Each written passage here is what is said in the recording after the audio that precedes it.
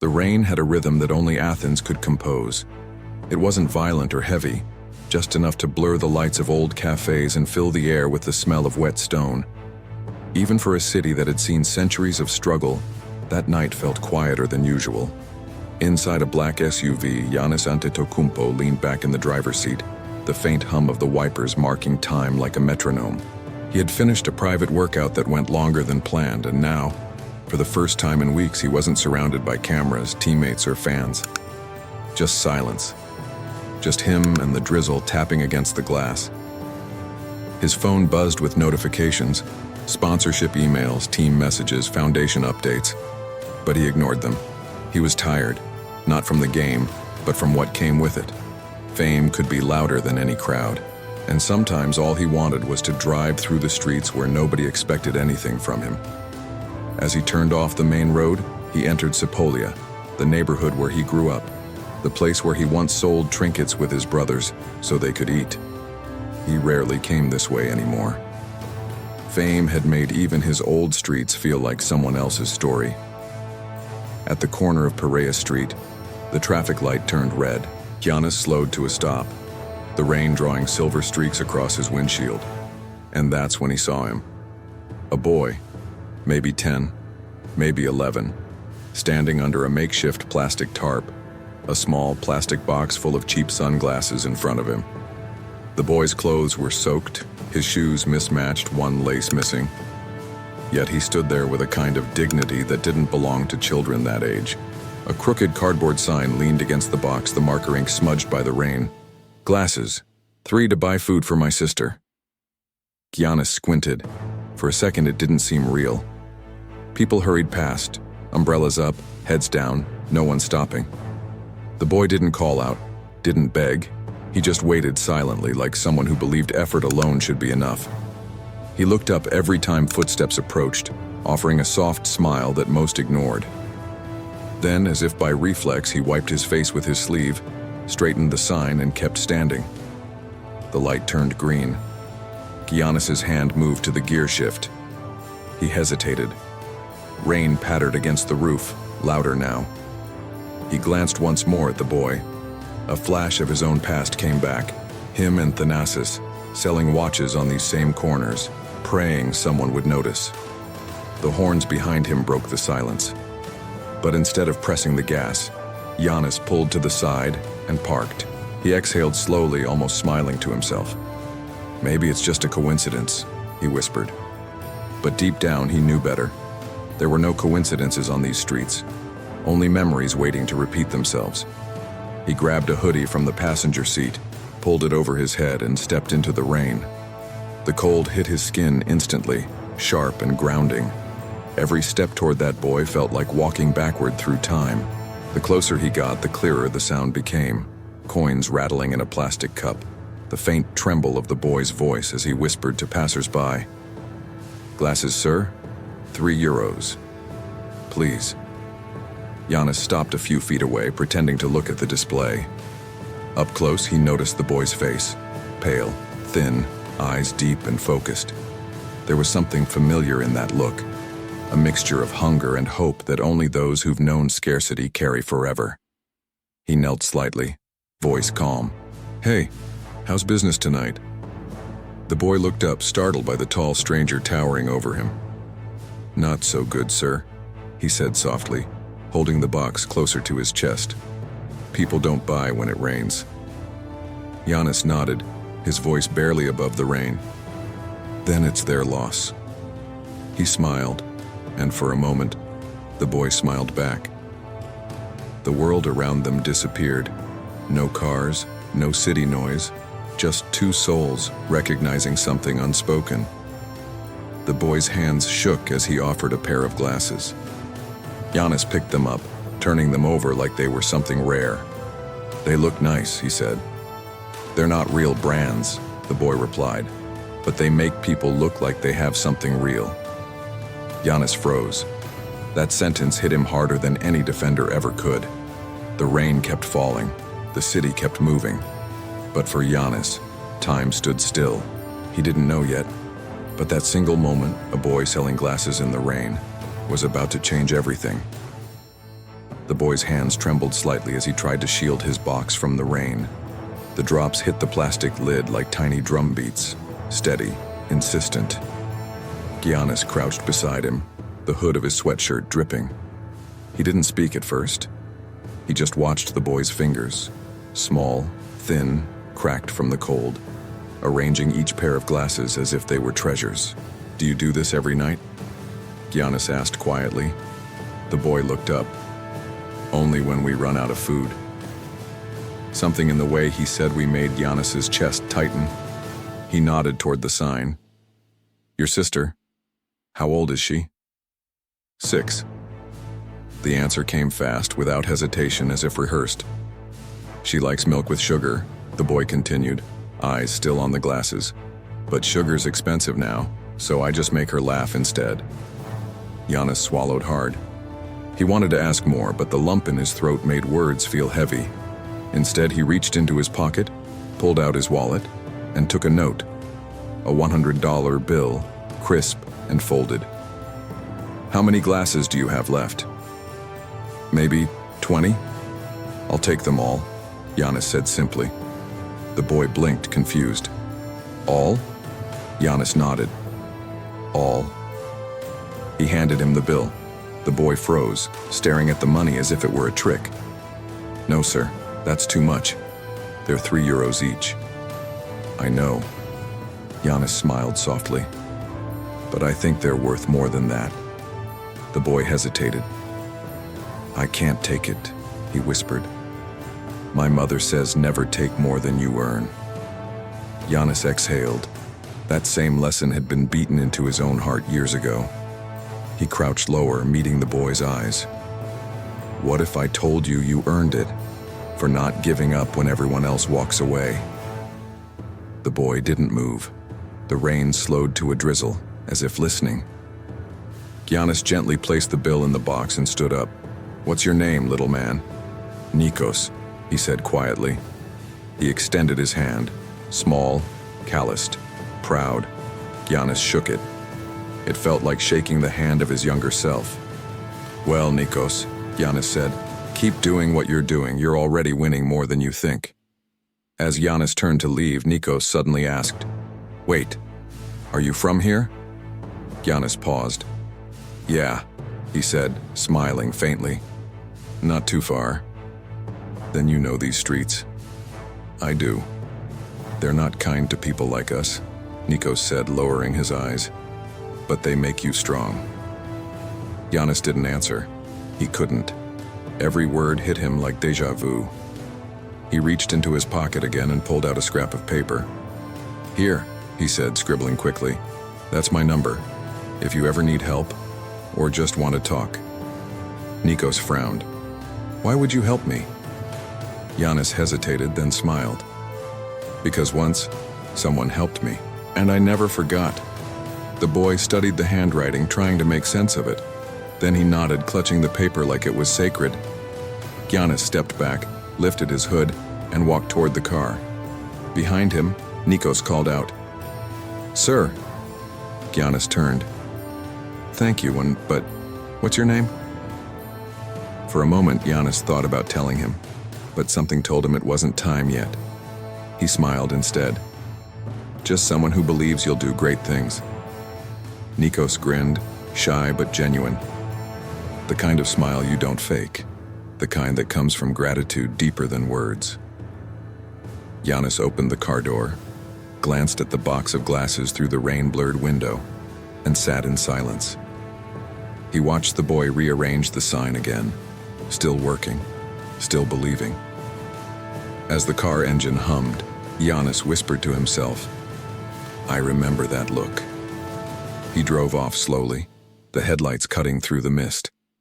But something inside him had changed, a flicker of warmth in a place that had been numb for too long. Hours later, in a small apartment a few streets away, Nikos counted the coins he'd made that night. Then his eyes fell on the folded $100 bill. He stared at it, turning it over again and again. "Maybe it's fake," he murmured. But when he held it to the light, the watermark gleamed. It was real. His sister stirred in her sleep. Nikos tiptoed to the cupboard, took out a small notebook and wrote on the first blank page, "Today, a stranger bought all the glasses." He smiled like he understood. Maybe one day I'll find out who he was. He placed the money beside the notebook, under a picture of his mother smiling from her hospital bed. Then he whispered, "Tomorrow we'll eat breakfast." Outside, the city kept breathing. Cars, rain, life moving on. But inside that tiny apartment, for the first time in weeks, there was silence that didn't feel empty. Meanwhile, Giannis lay awake in his hotel room, the box of sunglasses sitting on the desk beside him. He turned one pair over in his hand, seeing his reflection through the cheap lenses. The plastic distorted his face, but somehow made it clearer. He thought of his childhood, the nights selling watches, the fear, the hunger, the invisible faith that tomorrow might be better. He realized that the boy's face was not just familiar, it was prophetic. He looked out the window at the rain falling over Athens and whispered, "Thank you for reminding me." He didn't know the boy's last name or where he lived, but he knew he'd see him again, because some encounters don't end, they echo. Morning arrived late in Sepolia. The sun struggled to pierce through the clouds, and the city looked older than it had the night before. In a third-floor apartment that smelled faintly of damp bread and laundry soap, Nikos woke before the first church bell. He didn't need an alarm. Hunger was enough. He lay still for a moment, listening to the slow rhythm of his sister's breathing beside him. She was 6, small for her age, her dark hair tangled like ivy on the pillow. When she exhaled, a faint whistle came from her nose, a sound that always made him smile. He had learned to find comfort in little things like that. He rose quietly, careful not to wake her, and stepped onto the cold tile floor. The window let in a sliver of pale light.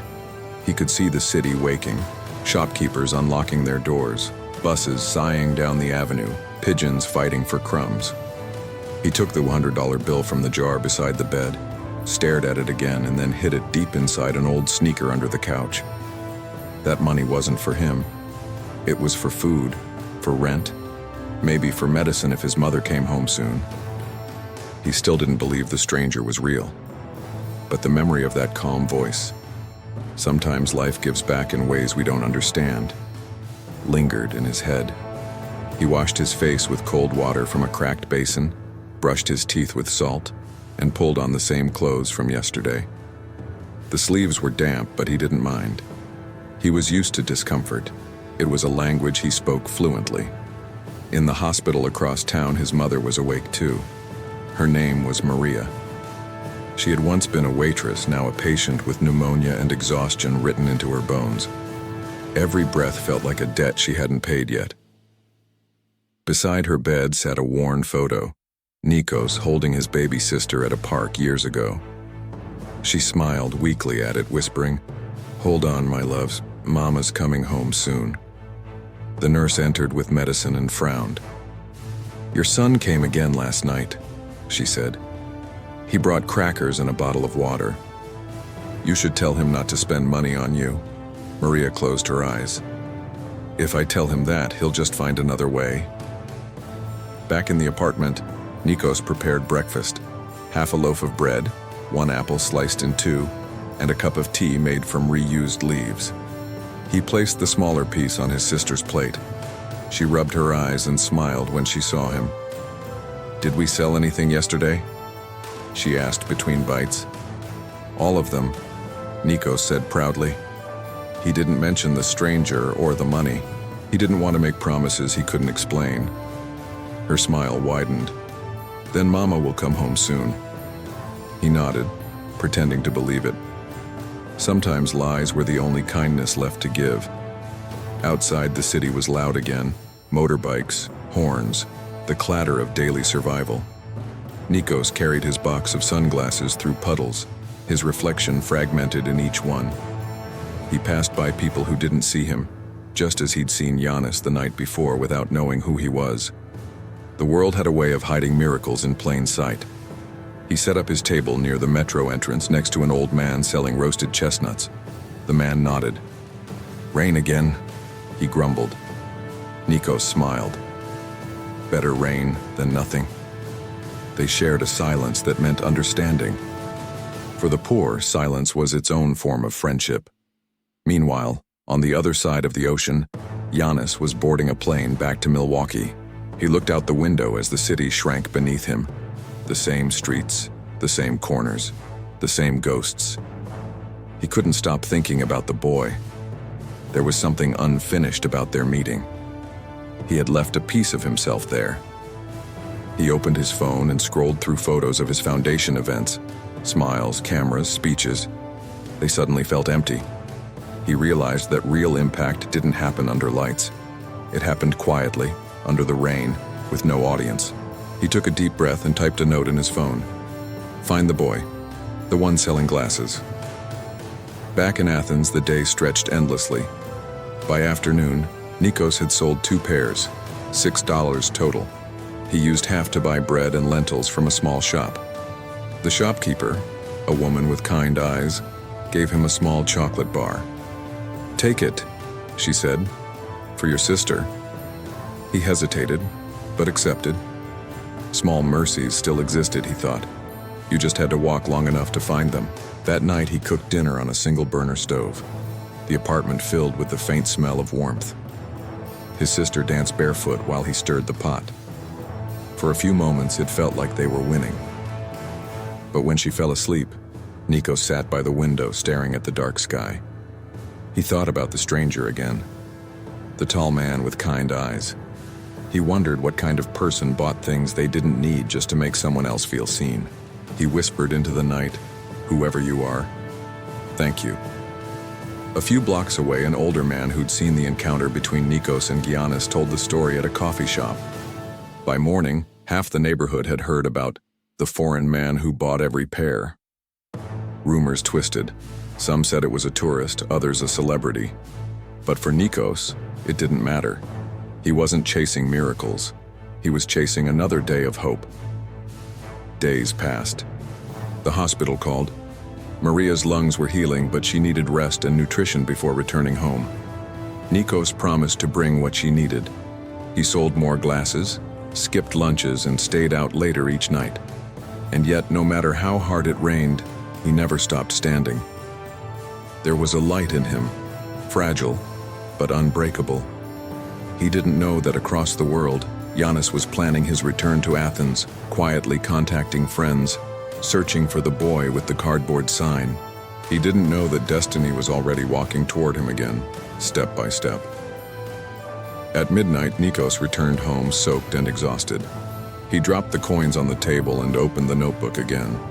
On the next page, he wrote, "Today, nobody smiled back, but maybe tomorrow someone will." He looked over at his sister sleeping and added another line, "And if not, I will." He closed the notebook, blew out the candle, and curled beside her. The city whispered outside, the sound of life refusing to quit. The boy's world was small, 1 room, 2 dreams, and a city that didn't notice. But sometimes, the smallest worlds carry the biggest miracles. Giannis sat alone in the dim hotel room. The cheap pair of sunglasses lay on the desk beside his passport. They caught the yellow light from the bedside lamp, throwing 2 warped reflections onto the wall. He could see 2 versions of himself in them, the man the world knew and the boy he used to be. Sleep refused to come. Every time he closed his eyes, he saw the same scene. A child, under a trembling sheet of plastic, guarding a box of hope against the rain. He heard his mother's voice from years ago. "When you have nothing, give kindness. It costs the least and means the most." The next morning, back in Milwaukee, the noise of ordinary life felt wrong. The mansion was quiet, but not peaceful. He ate breakfast without tasting it, scrolled through social media without seeing it. Everything felt too clean, too far from where he had come from. His phone buzzed, a message from his mother. Saw pictures of Athens, brought back memories. "You okay?" He typed, "Yeah, just thinking about a kid I met." She replied a minute later, "Then maybe you were meant to." He smiled faintly. His mother never believed in coincidences. That afternoon, Giannis met with his manager to discuss a new sponsorship deal. Halfway through the meeting, he interrupted. "Do we still work with the foundation in Athens?" His manager blinked. "The youth training one? Sure, but the season..." "Put everything on hold," Giannis said. "I'm going back." "Back? To Greece? For what?" Giannis looked at the sunglasses resting on the table between them. "For someone who reminded me what greatness actually means." 3 days later, without public announcement, he landed in Athens. No entourage, no cameras. Just him, a backpack, and a quiet plan. He drove straight to Sepolia. The city smelled the same: diesel, rain, and roasted corn. The same cracked sidewalks where he once dribbled a half-flat ball now led him to the corner where Nikos had stood. But the stand was gone. Only a wet cardboard sign remained, flattened against the gutter. Giannis crouched, picked it up, and read the faded words. "Glasses, $3 to buy food for my sister." He folded it carefully and slipped it into his pocket like a relic. He spent the next hours walking through the neighborhood, asking discreet questions. The old man who sold chestnuts remembered the boy. "He's around here every few days," the man said. "Quiet kid, works hard, takes care of the little one. You looking for him?" Giannis nodded. "I owe him something." The vendor chuckled. "The world owes that boy more than you do, my friend." That evening, Giannis waited near the metro entrance. The rain returned, soft and persistent. At dusk, he saw him, Nikos, smaller than he remembered, carrying the same plastic box, his sister trailing behind with a paper bag of bread. They stopped near the stairs, setting up under the same flickering streetlight. Giannis hesitated. He didn't want to scare them or turn kindness into spectacle. He pulled his hood low and approached slowly. "Evening," he said in Greek. Nikos looked up wary. "Want to buy glasses again?" the boy asked with a grin that tried to hide fatigue. Giannis smiled. "Actually, I came to return something." He knelt, took the folded cardboard sign from his pocket, and handed it to the boy. Nikos blinked, then gasped. You kept this?" "I couldn't throw it away," Giannis said. "It reminded me of myself." Recognition dawned slowly. The accent, the height, the unmistakable gentleness. Nikos's sister tugged at his sleeve, whispering, "That's him." "Giannis." The boy's mouth opened, but no words came out. Giannis laughed softly. "Yeah, it's me." Inside the small apartment later that night, they sat around a table piled with food Giannis had brought. Fresh bread, milk, soup still steaming. Maria had come home from the hospital that afternoon, her eyes filled with disbelief as the world's most famous Greek athlete carried groceries into her kitchen. "I didn't come as a celebrity," Giannis said quietly. "Just as someone who knows what it's like to go to bed hungry." Maria tried to stand, but he motioned for her to rest. "You don't owe us anything," she said. "I do," Giannis replied. "You remind me that strength doesn't start in arenas. It starts in families like yours." They talked for hours, about life, work, dreams. Nikos showed Giannis his notebooks full of drawings and math equations. "This one," the boy said, pointing to a sketch, "is a new kind of shoe. It saves energy when you run." Giannis laughed. "Then you're already smarter than all my sponsors." For the first time in months, Maria laughed too. When Giannis left that night, he didn't say goodbye. He said, "See you soon." And he meant it. As he walked to his car, the streetlight flickered overhead, reflecting off a puddle shaped like a broken halo. He looked up at the night sky and whispered, "Okay, God, I understand." The next morning, he called a meeting at a small office his foundation kept downtown. Around a long wooden table sat local volunteers, teachers, and a few business partners. Giannis placed the crumpled sign in the center of the table. "This," he said, "is why we're here." They leaned in, reading the faded ink. "I want to start something new," Giannis continued. "Not about fame, not about headlines, something real. Something that feeds people first, then dreams." He outlined his vision: daily meal programs for struggling families, scholarships for children like Nikos, community kitchens run by local hands, not corporations. They would call it Feeding Athens. One of the board members asked, "Why now?" Giannis looked down at the sign. "Because someone reminded me that hunger doesn't end when you make it. It just changes shape." By evening, plans were in motion: calls to donors, logistics, local councils. But Giannis insisted on funding the first stage himself. He wanted the project to begin quietly, without press, without applause. That night, he drove back to Nikos's neighborhood with a small delivery truck. He knocked softly. When the door opened, Nikos's eyes widened. Behind Giannis were boxes of food, clothes, and school supplies. "I told you I'd see you soon," Giannis said. Maria covered her mouth, tears forming. He added gently, "This isn't charity, it's family." He unloaded everything himself, laughing when Nikos tried to help carry boxes twice his size. "Save your strength," Giannis said. "You'll need it for school." "School?" Nikos asked. "Yeah, you're going back, starting next week. I already talked to the principal." The boy froze, then hugged him without warning. Giannis's arms wrapped around him instinctively, like embracing the echo of a younger brother he never had. Later, as he drove away, Giannis felt lighter. He rolled down the window, letting the cold air wash over him.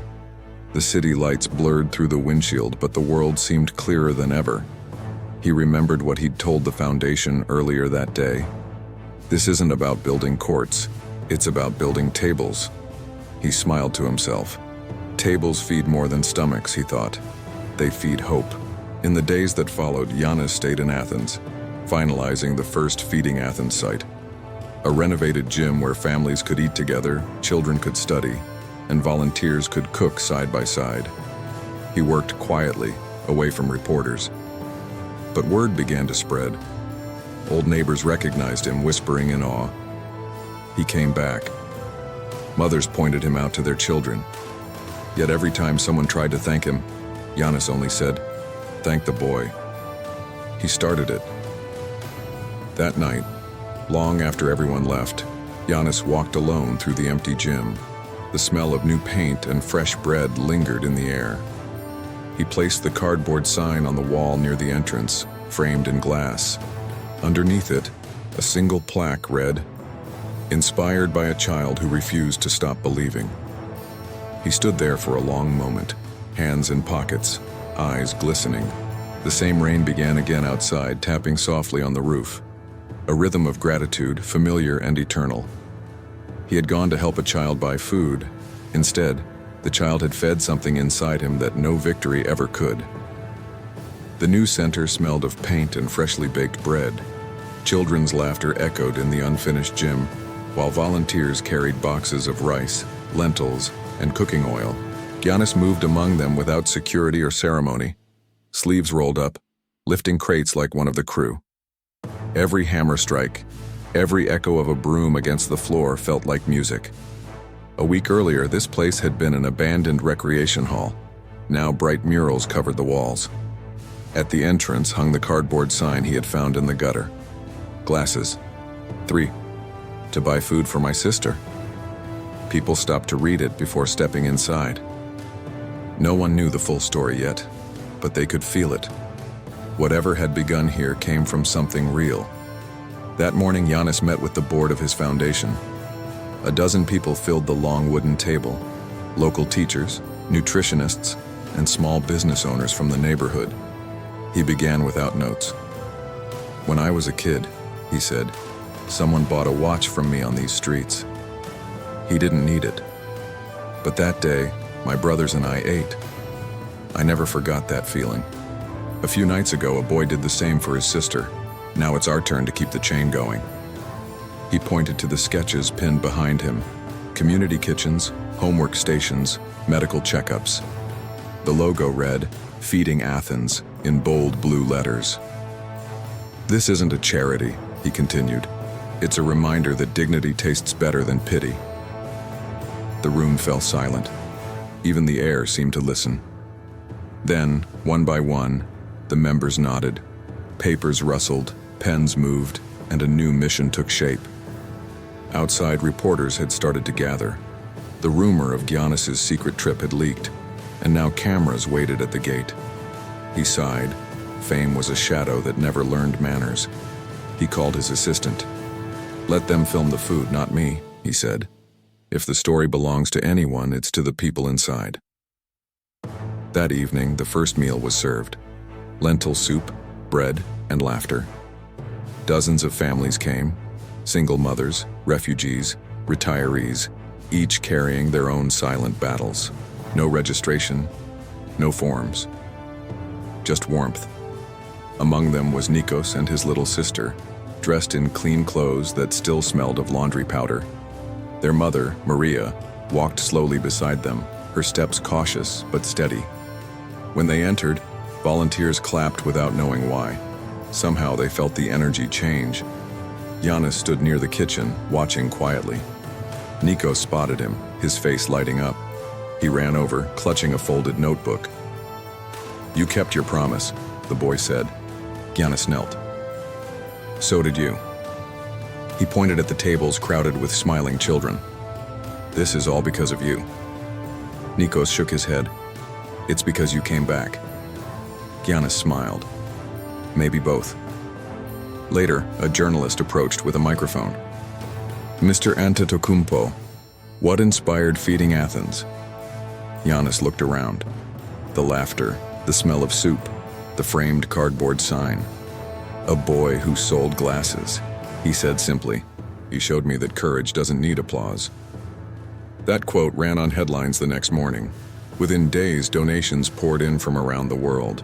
Restaurants offered food, doctors volunteered free checkups, schools asked to partner. The story spread faster than Giannis wanted, but this time the attention served something larger than him. A week later, the foundation organized a small ceremony to thank the first volunteers. Giannis invited Nikos's family, seating them near the front. When the speeches ended, he took the microphone one last time. "I grew up thinking success was leaving these streets behind," he said. "I was wrong. Success is coming back with enough light to share." He gestured toward the stage curtain. Behind it hung a new banner. "Feeding Athens, Nikos Initiative." The boy froze, eyes wide. Giannis waved him up. "This program will feed thousands, but it starts with one name, the one who reminded us to see." Applause erupted. Maria covered her mouth. Tears rolled freely. Nikos stood beside Giannis, overwhelmed. He whispered, "I don't know what to say." "Say nothing," Giannis answered. "Just keep being who you are." After the event, the crowd thinned. Giannis sat on the gym steps, exhausted but peaceful. The night air smelled of rain again. Nikos joined him, holding 2 paper cups of tea. "Do you ever miss selling things?" the boy asked. Giannis chuckled. "Sometimes. It taught me how to look people in the eye." Nikos nodded. "Me too. But now I want to sell something else. Hope." Giannis raised his cup. "Then that makes 2 of us." They drank in silence, the kind of silence that means understanding rather than emptiness. As weeks turned into months, the ripple widened. Feeding Athens opened 2 more sites, one in Piraeus, another in Marousi. Local bakeries donated leftover bread, kids volunteered after school. People who once lined up for help began helping others. The sign on the wall became a symbol across the city, copied, printed, shared online with the hashtag Beyond the Game. Giannis watched it all unfold with humility. He rarely gave interviews. When pressed, he repeated the same line. "It started with a child's determination, not my name." One evening, he visited the original center alone. The lights were dim, the floors quiet. On the wall, someone had placed a photograph beneath the old sign. Nikos handing a bowl of soup to an elderly man. Giannis traced the glass with his fingertips, smiling. He turned off the lights and stepped outside. Rain began to fall again, soft as forgiveness. Elsewhere in the city, a television reporter ended her segment. "They say heroes wear jerseys. But tonight in Athens, one wears worn sneakers and carries a cardboard sign. Families watching at home smiled through tears. In a small apartment, Maria whispered a prayer of thanks. Her children slept full and warm. Back in Milwaukee, Giannis received a message from his mother. "I saw what you built. Your father would be proud." He replied, "It wasn't me. It was a boy named Nikos." She sent back a heart emoji, nothing more. Sometimes no words were needed. Later that night, he stood on his balcony, city lights flickering below. He thought about the boy's phrase, "They're not real brands, but they make people look like they have something real." He finally understood. The boy wasn't talking about glasses. He was talking about dignity. He whispered to the wind, "Keep seeing the world that way, kid. You're going to change it." The project had started to feed stomachs, but what it truly fed was faith. Faith that even the smallest act of courage can rewrite an entire city's story. The night of the announcement arrived like a held breath. Athens glowed under a thin veil of rain, streetlights shimmering on the slick stones as if the whole city had been polished for a moment it didn't yet understand. Inside the renovated recreation hall, the first home of Feeding Athens, volunteers set out rows of chairs. A low stage had been built at the far end, framed by simple blue curtains and a screen that pulsed with a quiet loop. Children eating, mothers hugging, old men smiling over bowls of soup. The cardboard sign hung near the entrance in its glass frame. People slowed when they passed it, some reading out loud, some touching the glass with 2 fingers as if paying respect. Glasses. 3. To buy food for my sister. Backstage, Giannis stood with his hands in his pockets, listening to the murmur of the crowd. This wasn't a gala, a telethon, or a press conference. There were no tuxedos, no confetti. Just families, teachers, cooks, nurses, and neighbors. The people who made cities work when nobody watched. And somewhere among them, the boy who had started it all. He peeked through the curtain. Nikos sat in the 3rd row, feet swinging above the floor, combed hair glinting under the lights. His little sister pressed a chocolate bar into his hand, then tucked herself under Maria's arm. Maria looked stronger now, color back in her face, the weight of fear replaced by something steadier. Hope had given her posture back. Giannis exhaled. He had faced playoff crowds and impossible comebacks, but this he felt in his bones. "Ready?" asked a volunteer, tapping his shoulder. "As ready as I'll ever be," he said, and stepped toward the light. The room quieted as he walked on stage. No dramatic music, no personal montage. Just the hum of a microphone as he took the stand and let the silence become part of the message. "Good evening," he began, eyes sweeping across the faces. "Thank you for being here. You could have spent this night anywhere, and you chose to spend it with strangers. That already makes you family." A ripple of warmth moved through the chairs. He glanced toward the sign by the door. "When I was a boy, I sold things on these streets," he said. "Sometimes watches, sometimes CDs, sometimes just a smile I hoped someone might pay for with kindness. I learned 2 things back then. Hunger teaches you to work, and dignity teaches you to stand tall while you do it." He paused, measuring the weight of the moment. "A few weeks ago, I met someone who reminded me of both." The screen lit behind him. A grainy photo of a street corner in the rain. The metro stairs, the cracked curb, the halo of a flickering streetlight. No faces, no names. Just a place where a decision had been made. "I saw a boy selling glasses for €3. He wasn't begging. He was building. He wasn't asking for pity. He was asking the world to meet him halfway." A murmur rose. People shifted, searching the rows for the boy that sentence had just crowned. "I bought the glasses," Giannis said softly. "But what I really bought was a second chance, for myself, to remember what greatness is supposed to do when it grows up." He lifted his chin, voice steady. "Tonight I want to show you what that boy started." He stepped aside. The lights dimmed. The screen bloomed with quiet images. Stainless pots stirring, hands ladling soup, children opening lunchboxes, a nurse checking blood pressure, a volunteer teaching multiplication at a folding table. a grandmother laughing with a bread roll in each palm like trophies. A soft piano line carried the montage forward without intruding. Then, the words, "Feeding Athens," appeared in blue. Underneath, in smaller text, "Nikos Initiative." A stretch of silence followed that felt like prayer. Giannis returned to the mic.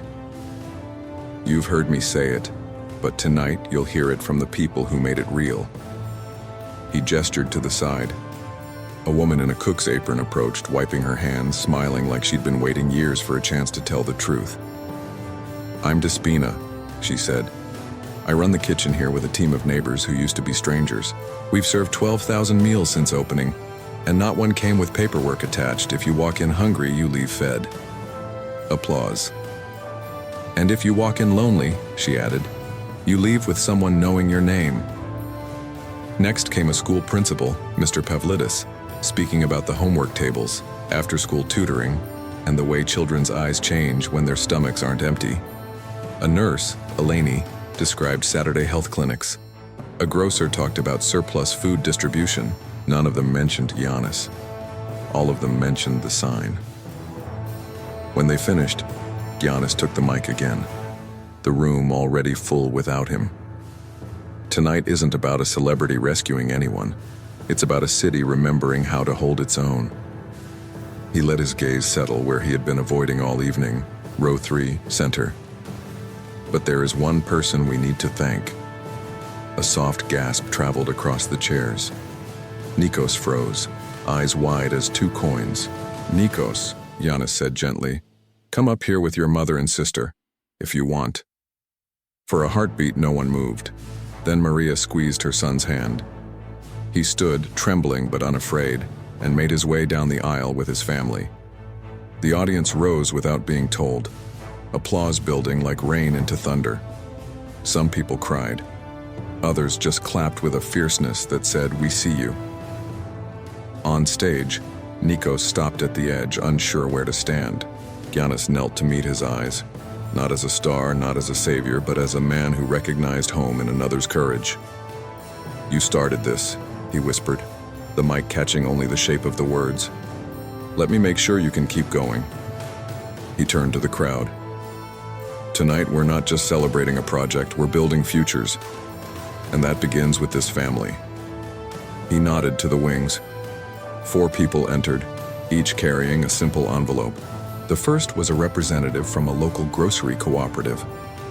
"Agape Market has partnered with Feeding Athens," she said.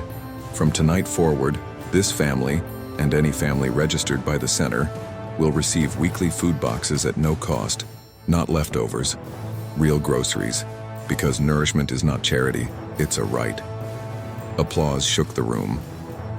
Nikos' sister clutched Maria's skirt and stared up as if watching a story rewrite itself. The second was a school administrator from the Athens Community Scholarship Fund. "Nikos, we've read your teacher's notes," she said. "You're brilliant and stubborn in the best way. We are offering you a full scholarship through secondary school with a stipend for materials, transport, and meals." The envelope trembled in her hand. "Your job is to stay curious." The third was Eleni from the clinic. "Maria," she said, "recovery takes time. We're enrolling you in a wellness program, free checkups, physical therapy, and medication support. And because health is more than medicine, we've paired you with a community mentor who has been where you are and found her way forward." Maria tried to speak, but only a sound came, half laugh, half sob. Giannis gently touched her shoulder, steadying the moment. The fourth to step forward wore a dark blazer, his voice calm. "I'm Kostas from the Municipal Housing Office. Through a partnership with Feeding Athens, we're placing your family in secure housing with a rent cap you can afford, and a path to ownership if you choose. Stability shouldn't be a miracle. It should be a plan." The hall erupted again. Cheers, hands over mouths, strangers hugging. Nikos looked from face to face as if trying to memorize a world that didn't hurt. Giannis waited for the applause to settle, then spoke to the boy. "You said something to me the first night we met," he said. "You told me the glasses weren't real brands, but they made people look like they had something real." Nikos nodded, cheeks wet. You were right, Giannis said. Because what you sold me wasn't plastic. It was clarity. He turned toward the audience, voice deepening. This is what clarity looks like.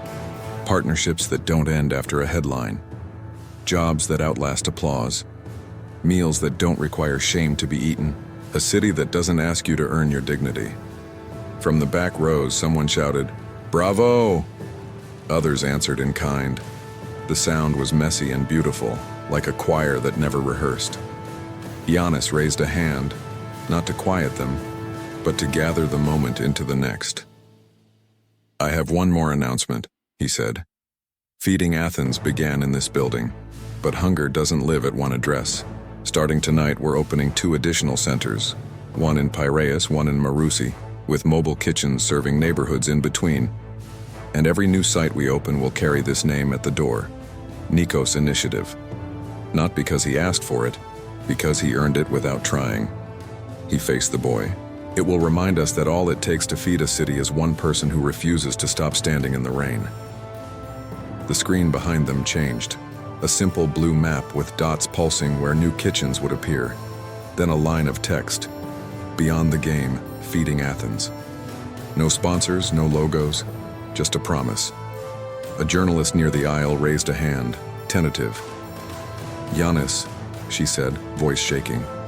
"Why do this quietly? Why not make it bigger?" He smiled. "This is big," he said. "You're just used to seeing big things wearing shiny clothes." The room laughed through tears.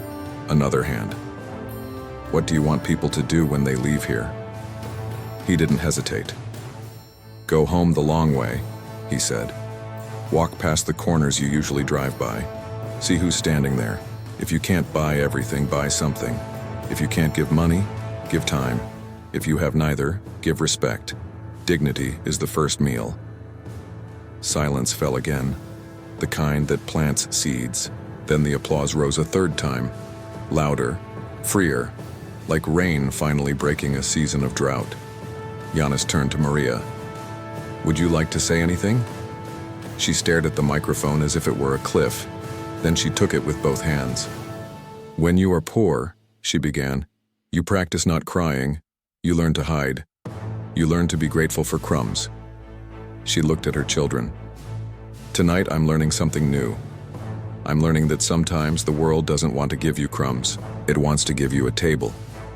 She paused, her voice returning to her. "Thank you for letting me sit at it. I promise to make room for others." The hall stood as one. Some clapped, some prayed, some held their chests as if keeping their hearts from spilling out. Giannis stepped back, letting the weight of her words settle. Then he crouched to Nikos's level once more. "What do you want to say?" he asked. Nikos looked at the crowd, swallowed and shook his head. "I just want to work," he said, "and I want to help serve the soup." Giannis laughed, wiping his eye with the heel of his hand. "You start tomorrow," he said. The band in the corner started playing. No anthem, just a soft melody that sounded like the city humming to itself. People drifted into conversations, hugs, introductions.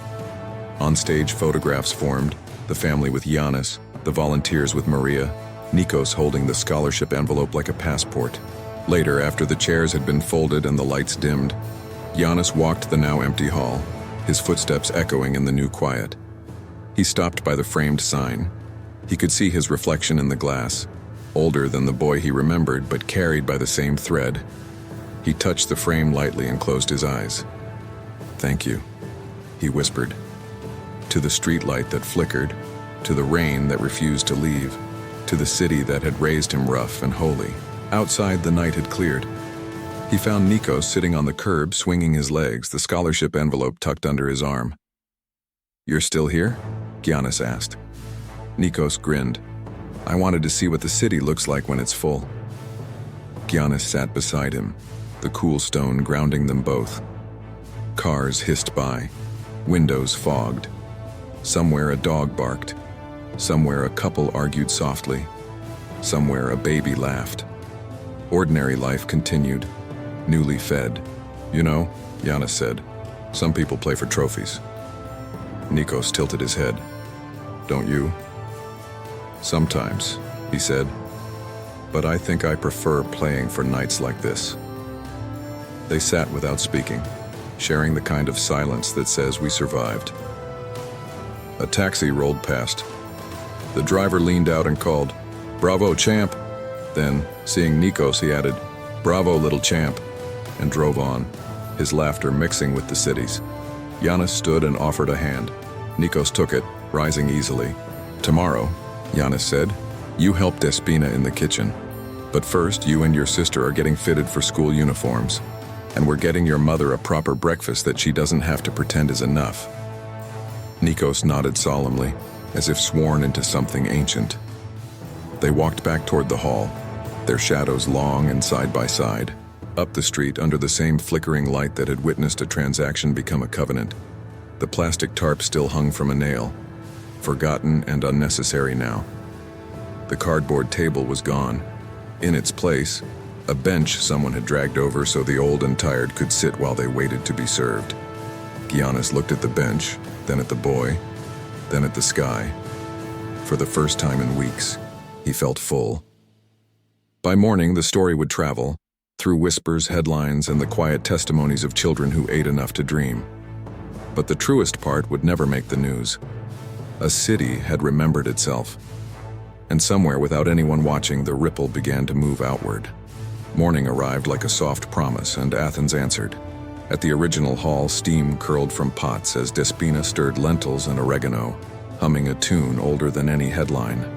The doors opened, not with fanfare, but with footsteps that knew the way. A grandmother tapped her cane twice on the threshold as if greeting a friend. Two teenagers carried in crates of tomatoes. A bus driver who had worked the night shift came for coffee and stayed to fix a broken hinge on the pantry door. Nikos tied on a too-big apron, the strings wrapping twice around his waist. He stood beside Despina like a soldier waiting for orders. "Rule 1, she said, handing him a ladle. "We serve from the heart, not from the wrist. Big scoops for big days." "What about small days?" "There are no small days when you're hungry." He grinned. The line moved. Bowls filled. Names were learned and remembered. That was the first echo. People who had come for food leaving with belonging. Across town, at the new Piraeus site, a mobile kitchen unfolded like a traveling stage. Volunteers set out folding tables while kids chalked hopscotch squares on the sidewalk. A violinist drawn by the crowd played an old rebetiko tune. An old man sang along, his voice cracking and perfect. That was the second echo, joy appearing where nobody ordered it. At Marusi, the homework tables filled before the pots did. A nurse taught a quick workshop on reading prescriptions. A mechanic offered to check stroller wheels for loose bolts. The sign from the original hall had been reprinted in small frames. Glasses. 3, not as decoration, but as instruction. Remember how this began. That was the third echo, memory choosing to stay. News traveled without shouting. On buses, people whispered. He named it after the boy. In cafes, baristas set aside yesterday's bread for evening pickups. A pharmacist started a quiet fund for diabetic patients. A barber offered free haircuts on Thursdays. A baker invited kids to shape dough into hearts. The fourth echo. Crafts turned into kindness. At the recreation hall, Maria arrived mid-morning. She moved more slowly than she wanted to, but she moved. The clinic had given her strength. The calm had given her breath. She slipped into the kitchen to slice cucumbers and ended up laughing with Despina about the proper thickness for a perfect Greek salad. "Thin enough to feel fresh," Despina declared. "Thick enough to feel real." "Like life," Maria answered. Giannis kept his distance that day, letting the center find its own gravity. He stood outside beneath the awning, greeting people as they left. No selfies, no autographs, just a hand on a shoulder, a name spoken back to its owner. A little boy handed him a drawing, a tall man beside a small one, a pot between them, steam floating upward in the shape of a heart. "You forgot the basketball," the boy's sister teased. "No," the boy replied. "This is better." By noon, the line had thinned, and the clatter of dishes quieted to a contented murmur. Nikos wiped the counter with a seriousness that made Despina smile. "You remind me of my brother," she said. "Where is he now?" "Where good brothers go," she answered, tapping her heart. "Around." In the afternoon, a classroom corner came alive. A university student named Sophia taught geometry with paper cups and string. A retired history teacher told a story about a bridge the city once built in a single night, because sometimes impossible and urgent are the same word. Nikos listened with his chin in his hands. He didn't notice Giannis standing at the door, watching a boy's world grow larger by inches. Outside, rain began again, the soft kind that cleans without flooding. A stranger walking by ducked inside, not for food but for shelter. Someone handed him a towel. Someone else handed him soup. He stayed. He asked how to help. The fifth echo. Needs turning into hands. Evening brought a new rhythm. A mother who had eaten at noon returned to wash pots. A teenager who had frowned through algebra smiled while carrying out trash. A man who had not spoken to anyone in 3 days told Despina about his cat. 2 volunteers argued about which spice made beans taste like childhood, then decided both were right. Giannis finally stepped in. He found Nikos in the storeroom counting cans. "How's the first day?" "I didn't burn the soup," Nikos said proudly. "That's the only stat that matters." They stood in companionable quiet, the room smelling of tomatoes and metal and new paint. "Tomorrow," Giannis said, "Piraeus needs extra hands. Want to see how a kitchen travels?" Nikos nodded, eyes bright. "Do they need a sign too?" "They already have one," Giannis said, "but yours belongs here." Nikos touched the framed cardboard near the door as if agreeing with an old friend. Across the city, echoes stacked. Soup steaming, chalk squeaking, cups clinking, names remembered. Phones buzzed with messages. "Can I volunteer? Can I donate? Can I bring my father?" "He doesn't like crowds, but he likes soup." The center replied, "Yes, yes, yes. Tell him we have a quiet corner near the window." Night fell gently. Athens hummed. The halls dimmed to a warm glow as the last pot was washed and the last table wiped. Maria pulled Nikos and his sister close, thanking a dozen people with the same sincerity each time. Giannis locked the front door and turned to look at the room. Chairs stacked, floors clean, the signs shining. Places breathe when they've been used for what they were built for. The hall exhaled. On his way out, a volunteer jogged up. "We have leftovers. The pharmacy across the street has a night shift. Think they'd want some?" Giannis smiled. "Ask them their names first." "Why?" "So they know they're not just a shift." They crossed together, carrying a tray beneath an umbrella. The rain softened further, as if listening. The pharmacy door chimed. A tired woman behind the counter looked up, startled, then relieved. "You read minds," she said, taking the tray. "No," Giannis replied. "We read faces." Back at the center, Nikos stepped into the night and tilted his head back to catch a few drops on his tongue. "What are you doing?" his sister asked. "Tasting the weather," he said. "What does it taste like?" "Like something new," he answered, and meant it. That was the last echo of the day. A boy who once sold glasses tasting rain as if it were a future he could hold. Time rippled, not rushed. Weeks braided into months, and Feeding Athens learned to walk without looking at its feet. Nikos grew taller in the way boys do, when hope replaces fear. Suddenly, between one morning and the next. He still worked at the center after school, washing pots, learning recipes, mastering the art of carrying 3 bowls in 2 hands. On Saturdays, he moved to the homework tables, where Sophia teased him into loving geometry and coaxed his drawings into designs. He began sketching modular racks for the food pantry and a folding canopy for the mobile kitchen that wouldn't flap in wind. Despina called him the engineer. He blushed and kept drawing. Maria found a rhythm: clinic visits, gentle exercise, part-time shifts at the cooperative market. She learned to accept help without apology. "I earn it," she told herself, and then corrected the thought. "I share it." Giannis returned to Milwaukee for the season. The team schedule, the travel, the arenas, everything resumed. Yet before each game, he touched a pendant on his chain, a tiny etched copy of the cardboard sign. It grounded him. When reporters asked about a string of dominant performances, he said the same thing.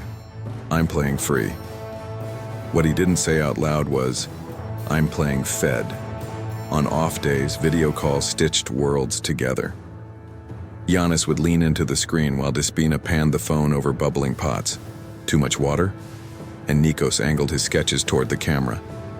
Brilliant, Giannis said every time, and meant it. Come back soon, Nikos answered every time, and meant it. The expansion kept pace with the need. A fourth site opened near Kolonos, smaller, cozier, with a library corner and a notice board that read, Leave a request, leave a reply. The board filled with little bridges. Need a babysitter Wednesday. Can sew zippers. Mathematics tutoring free. The city taught itself how to pass help hand to hand. Then came winter, a clear, bracing cold. Donations arrived like migrating birds, jackets, boots, blankets. A cafe offered its space after hours for seniors to play backgammon. A baker declared that no loaf should sleep in the shop. Anything left at close would cross the street to the center. One late afternoon, wind threading through the alleys, Giannis landed quietly in Athens. No press, just home. He went straight from the airport to the hall, arriving at the exact moment Nikos was testing his canopy prototype in the courtyard. It locks here, the boy explained, hands quick and sure, so it won't shake when the van stops. Giannis helped steady the frame. You tested it in the rain? 3 times, Nikos said proudly. Twice it failed. The third time it held. Giannis laughed. That's the only math that matters. Inside, Maria folded napkins with a finesse that would have pleased any maitre d'. She hugged Giannis as if greeting a son who had left for work at dawn and come home at dusk. With certain people, time behaves. They ate together at a back table, soup, olives, bread still warm. Sophia joined them, dropping a folder on the table. Scholarship lists, she said, eyes bright. Guess whose name sits on top? Nikos tried to look unimpressed and failed spectacularly. Giannis tapped the folder. Open it. He did, then closed it immediately, overwhelmed. Breathe, Maria whispered, squeezing his hand. He did. Night cooled into something like ceremony. Before leaving, Giannis took Nikos on a long walk through Sepolia. They passed the metro steps, the flickering streetlight now replaced with a steady lamp, the corner where the cardboard once leaned soggy against the curb. The city looks different, Nikos said. Giannis nodded. Maybe it always looked like this. Maybe we just needed better lenses. They reached a small park bench. Giannis stopped. I learned something in America, he said. People think success is a finish line. It's not. It's a starting bell. Nico sat beside him, chin tucked into his jacket. What's next then? You keep building, Giannis said. I keep showing up. We both keep remembering where the light came from. Snow dusted the rooftops overnight. Rare, delicate. In the morning, kids squealed, adults pretended not to. The center opened with extra soup and extra laughter. Giannis spent the day carrying boxes and answering questions and getting in the way on purpose, because it made people tell him where to stand. Being placed is its own kind of love. At closing time, Despina handed Giannis a container. For the plane, she said. I'm not leaving tonight, he replied. For life, she corrected, pressing it into his hands. You'll know when to open it. He peeked inside. A single brownie wrapped in wax paper, labeled Nikos in careful pencil. He closed the lid, throat tight. They locked the doors. Outside, the city glowed under a thin white veil. Go, Maria told her children. Throw at least one snowball before sleep. They obeyed with joyful precision. Giannis stood on the steps watching them chase each other, small comet trails in the cold. He felt something old and simple rise in him, the knowledge that enough is not a number, it's a belonging. He whispered to the night, Thank you for letting me belong here again." And the city, always listening, seemed to nod. Spring came as if it had been waiting politely at the door. The centers ran like living machines, imperfect and miraculous. Some days they ran out of tomatoes and improvised with carrots. Some days the homework table dissolved into laughter. Some days a fight almost started in line and ended with two men carrying a delivery together. Real life, well-fed. Nikos learned to measure time in new ways. Not by coins counted, but by names learned. Yanni, who liked extra olives. Katerina, who always left with a bowl for a neighbor. Kostas, who stared at the floor until someone asked about his dog. He still kept the notebook by his bed, but the entries changed. Today I washed pots with a man who once taught philosophy. Today we fixed a stroller wheel and it felt like fixing the world. Today my hands smelled like onions and my heart smelled like laughter. Maria wore ease like a new blouse. The clinic checkups turned into monthly greetings. She took 2 courses through the center's partner school, nutrition basics and community organizing. On a Tuesday night, she stood at a microphone and described how to stretch a recipe without shrinking dignity. The room took notes. Giannis returned when he could, quietly, predictably, like a phase of the moon. He never told stories about the NBA in those rooms unless kids begged, and even then, he spoke more about practice than trophies. "Highlights are just what cameras can catch," he said once. "Most of greatness happens off-screen." One afternoon, he and Nikos walked past a newsstand. A tabloid headline shouted about a scandal. Someone famous who'd failed in an ordinary human way. Nikos frowned. "Why do they like this so much?" "Because it's loud," Giannis said. "But loud doesn't mean true." "What's true then?"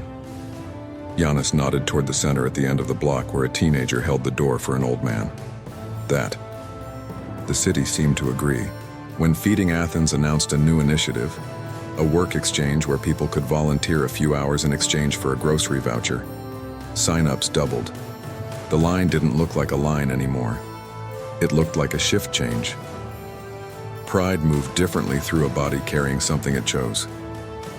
One evening, a man stepped into the hall holding a plastic box of sunglasses. The room stilled for a breath. He set it gently on the counter. "These were in my shop," he said. "Someone left them months ago. I figured you'd know what to do with them."